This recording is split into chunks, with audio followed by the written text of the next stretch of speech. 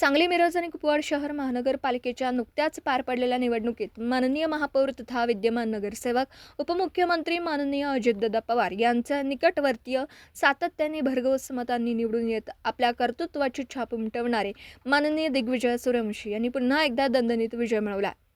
कष्टकरी, मजूर, व्यापारी, व्यावसायिक, शासकीय नोकरदार तसेच सर्वसामान्य नागरिकांची कामे प्राधान्याने करून आपल्या प्रभागात प्रभावी नेतृत्व उभे करणारे आणि सांगली शहराच्या सर्वांगीण विकासाला चालना देणारे दिग्विजय सूर्यवंशी हे जनतेचं विश्वासू नेतृत्व म्हणून ओळखलं जातं.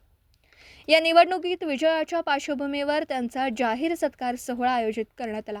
यावेळी वडार समाजाचे माजी नगरसेवक स्वर्गीय कमलेशअण्णा यांचे सुपुत्र प्राध्यापक doctor Raju Kamlesh Sawant, Sarvodaya cooperative housing सोसायटीचे माजी चेअरमन अमोल धोत्रे यांच्यासह मान्यवरांची उपस्थिती होती. सत्कार प्रसंगी उपस्थित मान्यवरांनी दिग्विजय सूर्यवंशी यांच्या सामाजिक राजकीय कार्याचा गौरव करत त्यांच्या पुढील कार्यास शुभेच्छा दिल्या. नागरिकांनीही मोठ्या संख्येने उपस्थित राहून आनंद व्यक्त केला. दिवसभरातील घडामोडींचा आढावा घेण्यासाठी पाहत रहा N24 मराठी न्यूज चॅनल.